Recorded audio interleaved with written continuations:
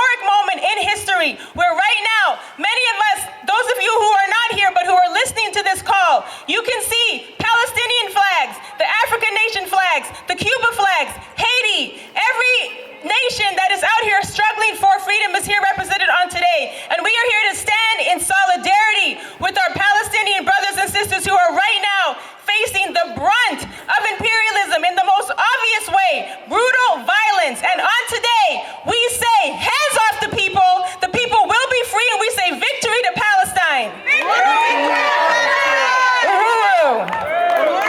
Free, free Palestine! Free, free Palestine! Free, free Palestine! From the river to the sea, Palestine will be free! Palestine will be free! Palestine will be free! From the river to the sea, from the river to the sea, Palestine will be free! Palestine will be free!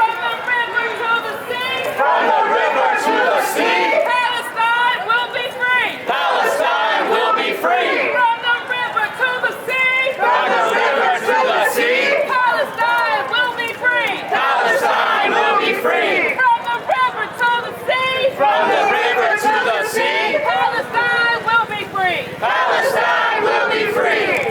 Who wants to see Palestinians free? Who wants to see African people free? Who wants to see this land returned to its rightful owners? Who wants to see a world where there is no suffering at the expense of others?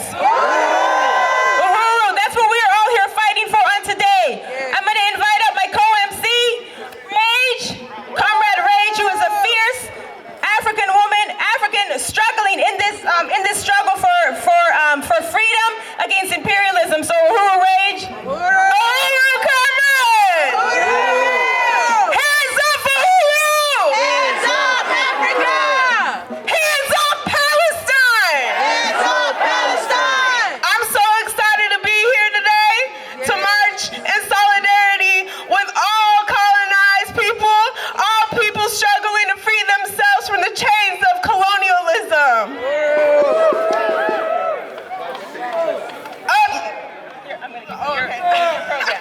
Okay, Uhuru. 2468, tell the people who we hate. The CIA, the whole damn state. 2468, tell the people who we hate. The FBI, the CIA, the whole damn state. 2468, tell the people who we hate. The FBI, the CIA, the whole damn state. 2468, tell the people who we hate. The FBI, the CIA, the whole damn state. All right, comrades, we just got to get us warmed up. We're going to go ahead and get started. I want to also make a note that we are here, as we said, to defend Omali Yeshitela. And in a moment, we're going to bring up one of our co-MCs is not here today, so we're going to wait until she comes later to give you an introduction to what today is, because this is the 15th annual Black People's March on the White House. Yes, Uhuru! Uhuru! Led by the Black is Back Coalition for Social Justice, Peace, and Reparations.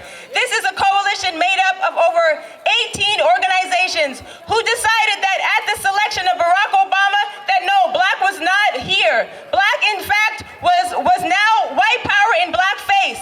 And they said that from this day forward, everybody is going to understand what true anti-peace or true anti-war, for peace, anti-imperialist work looks like, because we understand that colonialism is the cause. We are not fighting racism. As Chairman Omali Yeshitela says, we are not fighting for anybody, white people, to like us. We are fighting for power. And at the extent that we have power, it doesn't matter who likes us or not. Israel or Palestinians are not fighting because Israelis don't like them. They are struggling for their land and their freedom because of power, an attack on their freedom. And so we want to salute the leadership of the Black is Back Coalition for Social Justice, Peace, and Reparations, because they are an organization of organizers who are going to continue to lead this march until we are free. Uhuru, comrades. So my name is Mwezi Odom, as I said, and I want to talk a little bit about the attacks on the African People's Socialist Party. July 29, 2022 was when the FBI waged attacks in two cities, St. Louis, Missouri, and St. Petersburg, Florida, attacking Chairman Omali Yeshitela in his Chair Ona Zanaya Shatella. They used flashbang grenades, assault rifles aimed at his chest, drones, almost hitting Deputy Chair in the face, broke windows, used military-armed thugs to come in and try to assassinate the chairman, and they hit up the Solidarity Center in St. Louis, Missouri, and the Uhuru House in St. Petersburg, Florida, and even luring one of our comrades out of her home on false pretenses that her car was being broken into to also attack her.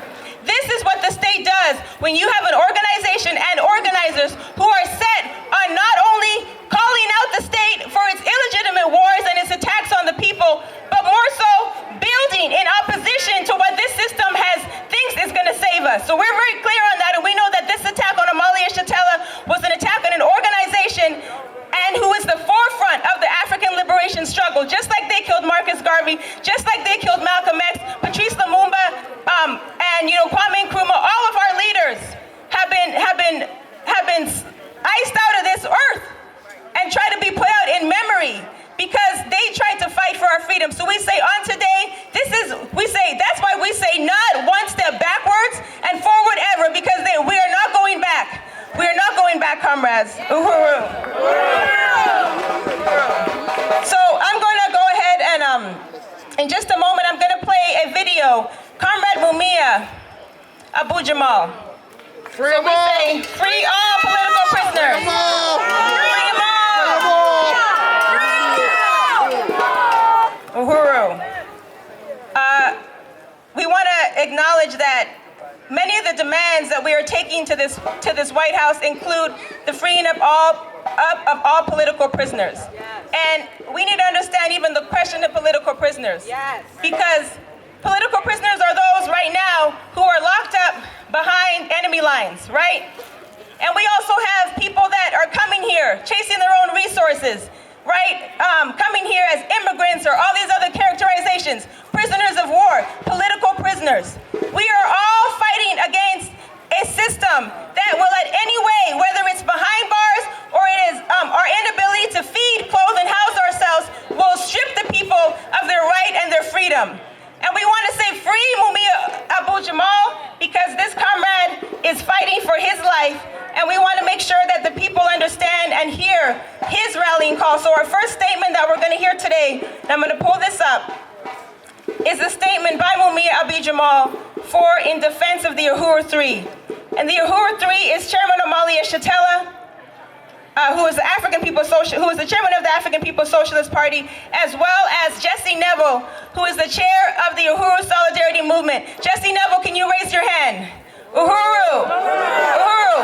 Before we get to this, I want to just acknowledge the North Americans, or as we can say, white people who are over here in solidarity with the African liberation struggle, in solidarity with the struggle for the people of Palestine, saying that they want no place in a world where anything that they have comes at the expense of colonized people. And we have a reparations contingent here today of white people who are saying no to FBI attacks on the Black liberation struggle, who are saying hands off Palestine, hands off Amalia Shatella, and drop the charges now. And Penny Hess, who is the other Uhuru 3, who is also facing federal indictments. Penny Hess is in Los Angeles right now at the Black People's March in LA. And she is also marching to drop the charges.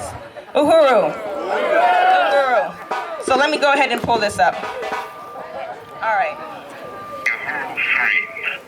Dismiss all charges. 3 major radical figures are in the crosshairs of the U.S. government, allegedly for unregistered foreign agents of a foreign government, Russia. They are Chairman Omali Yeshitela, head of the African People's Socialist Party, headquartered in St. Petersburg, Florida, and 2 of his assistants, Penny Hess and Jesse Neville. The 3 are charged with being unregistered agents because they wrote or spoke out in defense of Russia's position in the world today. But so what? Aren't people free to speak their minds or write what they wish against U.S. government policy? Aren't they protected by the First Amendment of the U.S. Constitution? When Chairman Yeshitela appeared in court in May of 2023, he did so in handcuffs and leg irons for holding an opinion. So I guess if you're a radical, the First Amendment doesn't really apply. Consider this. Shortly after Yeshitela's arraignment in irons, a U.S. Senator, former Foreign Affairs Chairman Bob Melendez, was charged with not only being an unregistered foreign agent, but of allegedly receiving thousands of dollars, a sports car, and even gold bars from several foreign governments. And guess what he wore to court? I mean, besides an expensive suit. So much for equal justice under law. And while both Yeshitela and Melendez are roughly the same age, one is a black radical and a freedom fighter. The other is a wealthy, politically connected politician. Guess who got the chains? But the First Amendment, the freedom to write or say what one wishes, to which we say free the Uhuru free. Dismiss all the charges. With love, not fear. This is Mumia Abu Jamal.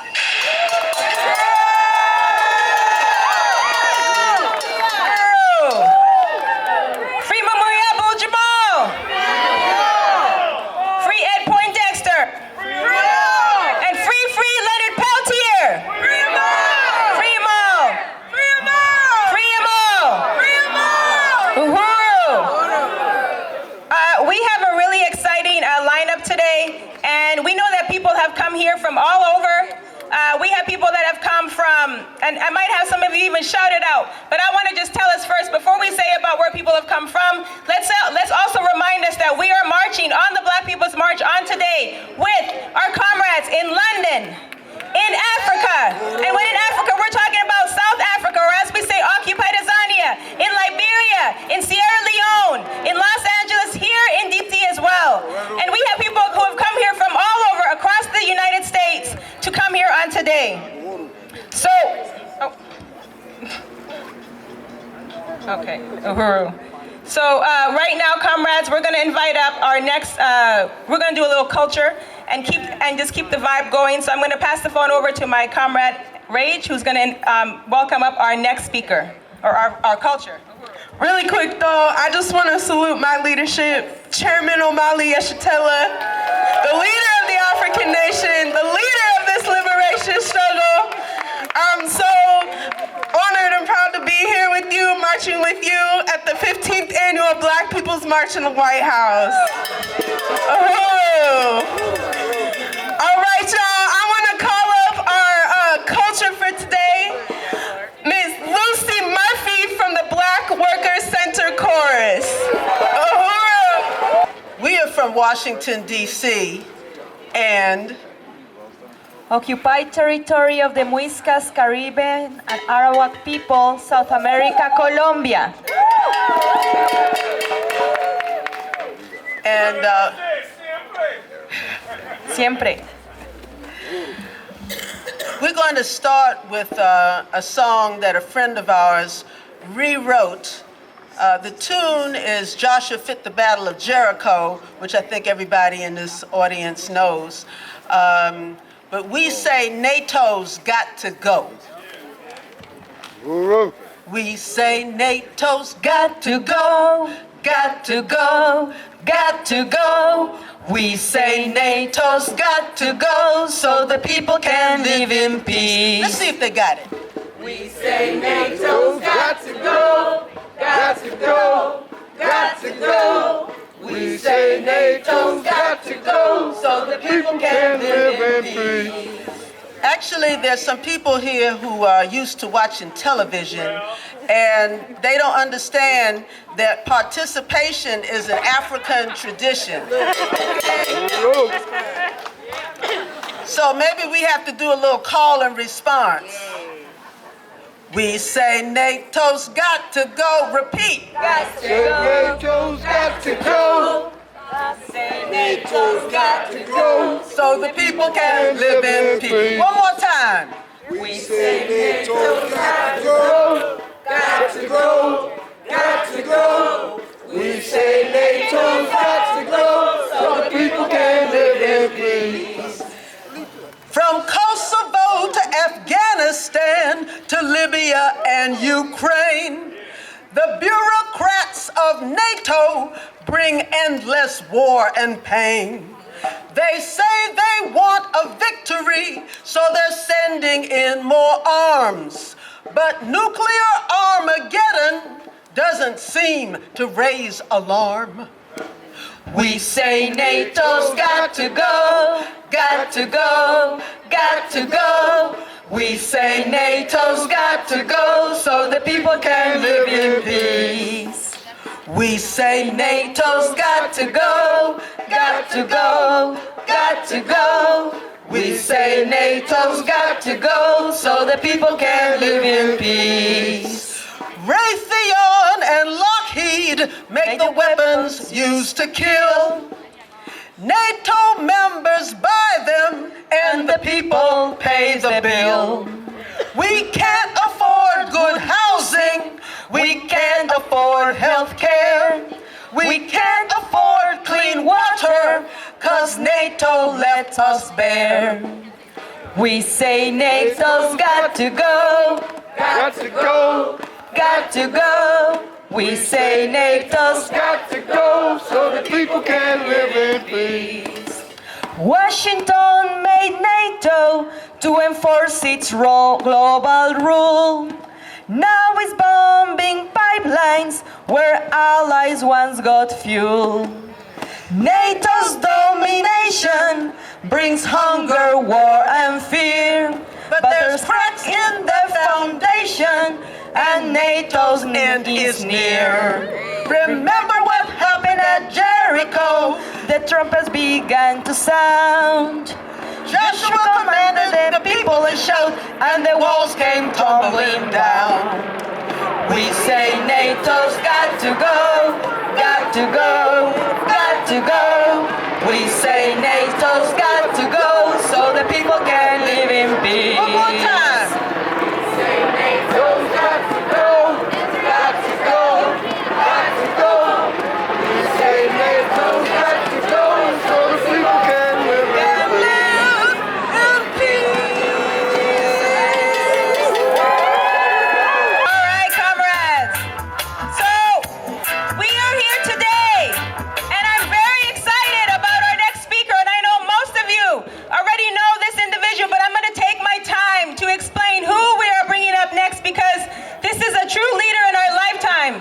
It is my honor to introduce Chairman Omali Yeshitela, who is the leader of the African People's Socialist Party and the Uhuru movement. Omali Yeshitela has fought for the liberation of Africa and African people here and around the world for more than 60 years. Having been a member of the Student Nonviolent Coordinating Committee in the 1960s and forming the African People's Socialist Party in 1972. He built a mass movement for reparations. The reason we hear reparations still as a household word today was because in 1982 he said that we will make reparations a household word, and here we are today. Holding the World Tribunal on reparations to African people in 1982 and led the world in making, as we said, reparations a household word. He has taken the movement beyond protest, creating over 50 institutions as the infrastructure of the liberated African workers' economy, building Black Power and building the Black Power blueprint in North St. Louis. The chairman is the author of many books, including his most recent book, Vanguard, the attached detachment of the African of the African Revolution, as well as the verdict is in, reparations now. And he has spoken all over the world. In 2019, Chairman Omali Yeshitela won the debate at the Oxford Union building a closer African Union. I want everybody to please join me in welcoming Chairman Omali Yeshitela.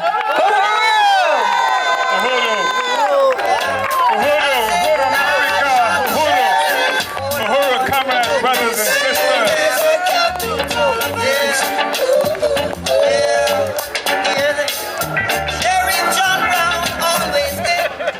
Uhuru. First of all, I'd like to express my appreciation to everybody who has come out. Some of you I've known for a very long time. And I see Comrade Linda Leaks, who we worked together in the 1960s when the two of us were the only ones who were producing the Burning Spear newspaper on a regular basis. And the U.S. government thought that we must have been underground because we couldn't have done as much work as we were doing, just the two of us, in St. Petersburg, Florida, where the United States government attacked our movement on July 29th of last year.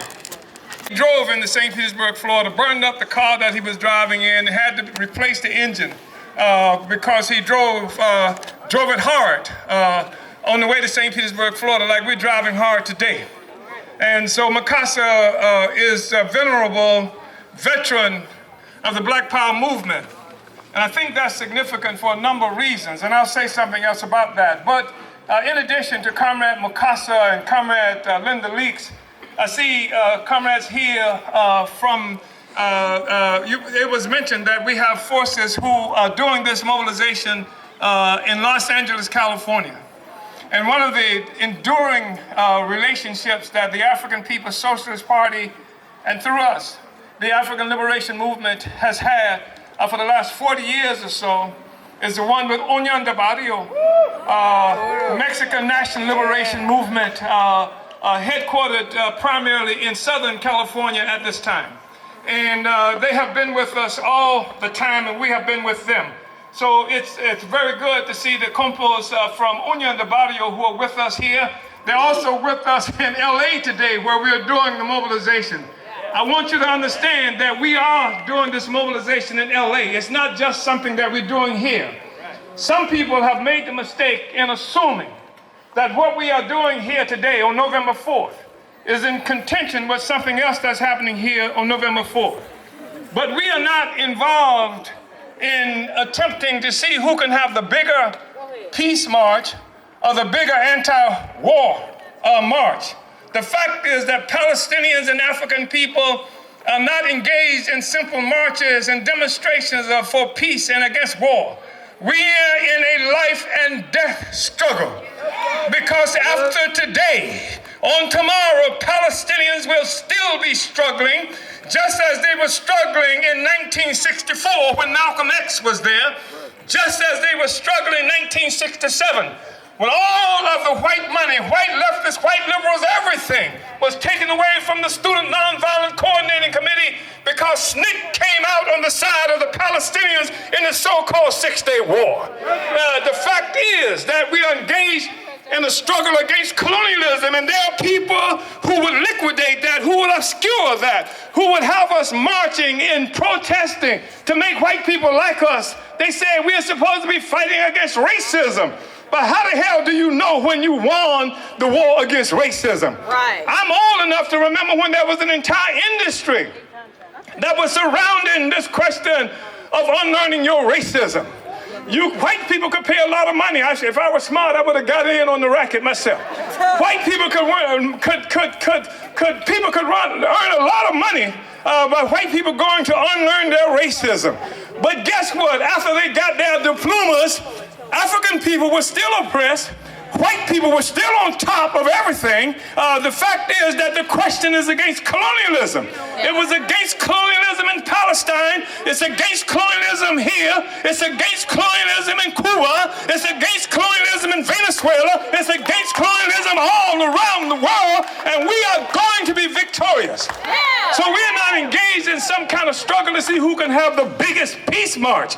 Our objective, we founded the Black is Back Coalition for Social Justice, Peace, and Reparation because of the opportunism in the so-called white anti-imperialist, anti-war movement, because they never would come out in solidarity with Palestine. They never would come out in solidarity with people in the Filipinos.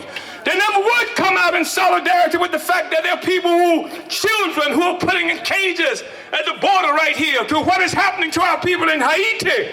They weren't there. We had to create our own organization. They would walk across the war that's being made against African people in this country on a daily basis. They would liquidate that to go fight a war someplace that they're never going to take their lily white asses to. We don't have a beef with Palestinians. We are going to be in this struggle together. Palestinians and Africans are going to be in this struggle against colonialism after today. We're going to have to fight this war after the day, just like we were fighting it before. We were fighting it for 15 years. There's never been a time when the Palestinian question has not been a part of the issue for the Black is Back Coalition for Social Justice and Peace and Reparation. There's never been a time when we've been fighting against colonialism where Palestine was not on the top of our agenda. It's always been there. That's why we say, free, free Palestine. Long live Palestine. But we say more than that. It's like Comrade Che Guevara said, in terms of solidarity, it's more than just a matter of well-wishing. Didn't he say that? He said it's what? It's what? It's sharing the same fate, whether in victory or in death. That's when the Palestinian and African people are locked into that kind of contest. Brian Becker, leader of PSL, is not involved in that contest. After this thing is over, Becker will retire to his comfortable wherever it is he lives, with tree-lined streets and what have you. But Palestinians won't have a community in the Gaza. We say, Gaza, Gaza, hold the line. Victory to Palestine. We say it's not enough to a matter of well-wishing. It's sharing the same faith. And victory or death, and Africans and Palestinians do share the same faith. So I wanted to say that. I want to also say that this is no accident. What the PSL and this other entity answer, which is questionable. There's no accident that happened here. We happen to know about Palestinians who had come together trying to deal with this murderous assault that's being made on Gaza. Come together to try to get together and have a demonstration, mobilization, some kind of action. It was Answer in the House who were there and said that we can't do it right away because they wanted to do it right away because Palestinians have been killed then. They said we have to wait until November 4th. This is the organization we had asked to join us on November 4th here. So they used the Palestinian question as a means of attacking the black liberation. They know that I'm facing 15 years in prison. Becker is not. They know that Penny Hess and Jesse Neville are facing 15 years in prison. They know that this attack on the African People's Socialist Party and the Uhuru movement was the attack. It's like the canary in the coal mine. Because once they attacked us, you saw these attacks start happening all around this country to people. That's why there's such a thing as the Tampa Five. 5 students, the University of South Florida in Tampa, who were simply protesting because the reactionary governor of Florida had taken away the right for people to teach black history. They protested. They have been indicted by the United States government. That's why 61 people have been indicted and got involved in this struggle to stop Cop City in Atlanta. They did that because they want to stop this movement. They opened the door on the rights of all the people when they attack African people. That's the way it's been historically. But they cannot win.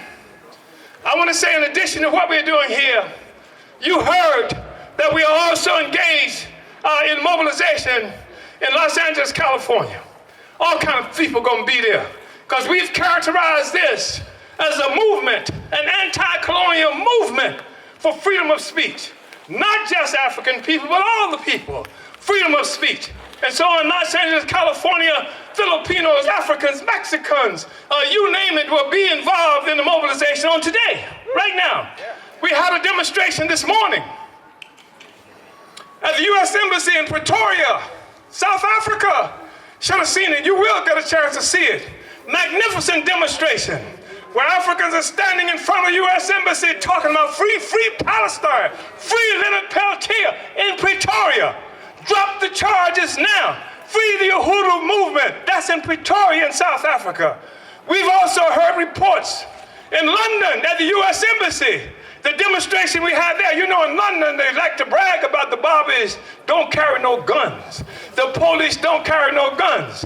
I was a relative small demonstration, but comrades from West Papua were there, and there were comrades from other kinds of organizations were there, and the police came heavily armed with machine guns and what have you in London, England, that they like to brag about the cops don't carry weapons. They don't carry weapons, generally speaking, but the colonial question has come home to England, just like it's always been here in the United States. The reason they used to be able to brag that the police did not carry guns in England, because the United States is a settler colony, born as a settler colony, just like Israel is a settler colony, a white nationalist settler colony that rests upon a foundation of genocide and oppression against the indigenous people here who live in concentration camps that they refer to as Indian reservations. We know that. We talk about how they're trying to move the people out of Palestine so that they can take the land from them and expand what they call Israel now, which is a white people's country. They know that we know what that is. That's armed gentrification. We've seen them do the same thing in Washington, D.C. that used to be referred to as Chocolate City. We've seen that in Harlem. We've seen that in North St. Louis. Every place we look, that's what they do. They remove us because they can. A settler colony cannot tolerate the people whose land they stole being there, because we are evidence of the crime that's being committed against us to create themselves. So I just want to say, we're going to go hard to the White House today. We're going hard because we're going snake style. We're going black power style. That's what it's about. We say, and this is all the people can unite with black power except white nationalists. Yeah, you got to be able to get down with black power, because they say that they support the struggle of Palestinians. They're quite quick to say, send relief to Palestine. Well, real relief to Palestine will come when we open up a new front against colonialism right here, because Palestine could not last another 30 days without what they get from the United States. That's why they have battleships right now in the Mediterranean. That's why they got U.S. troops on the ground right now in Palestine. If you remove the United States out of the equation, those white people in the state of Israel will have to go back to Poland. We'll have to go back to Milwaukee. We'll have to go back to those other places. In London, England, I told you how they came with guns and what have you. But I also want to tell you that they had planned to have a demonstration at the Israeli embassy. But the British government prohibits demonstrations at the Israeli government. They say that's anti-Semitic. They have banned the slogan, "From the river to the sea, Palestine will be free." You can't say that without going to jail in England. These are the countries that's supposed to hold up free speech. They call themselves the ones who brought free speech to the rest of the world. But they would bomb my house at 5 o'clock in the morning last year because of what I said, not because of what I did. But they don't have enough flashbang grenades or anything to stop this movement. The struggle against colonialism will prevail. There's no freedom for anybody on the planet Earth without this. And if you look around the world, and where you've seen socialist revolution, it's always been in the colonial countries everywhere. That's where the front has always been. Ho Chi Minh, who once said, He asked the Communist Party, he was a founding member of the French Communist Party. He asked them, what kind of revolution are you talking about if you're not talking about colonialism? He said that if you want to fight against imperialism, when you look in Europe, you're just fighting the tail. If you want to get the head of imperialism, it's in the colony. And that colony is in Palestine. That colony is in Washington, D.C. That colony is in St. Louis. That colony is in Venezuela. That colony is in Namibia. That colony is all around the world where we've been trying for the last 500 years to break out of this statement, this status of slavery that's been imposed on us. Victory! Free Leonard Peltier. Free all the political prisoners. Free them all. Victory to Palestine. Gaza, Gaza, hold the line. Victory to Palestine. Uhuru Comrade Diop. Uhuru Comrade Diop has been there with us for a very long time. So we just want to appreciate everybody who's here. And say, adelante siempre, forward ever, backwards never. And the fact of the matter is, they're in a state of desperation because we are winning. We will never retreat. We are not going back. We are not going back to them old-timey days that they used to be able to feel comfortable because all the slaves were calm on the plantation. There is no calm now. And let me tell you, it's not enough to say peace, because Biden wants peace. Netanyahu wants peace. All of them want peace. All they want is the oppressed people to stop fighting. That's the kind of peace they want.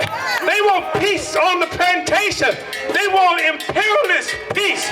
But the people are determined to be free. And we are riding on that train of freedom right now. Adelante siempre. Uhuru. Uhuru.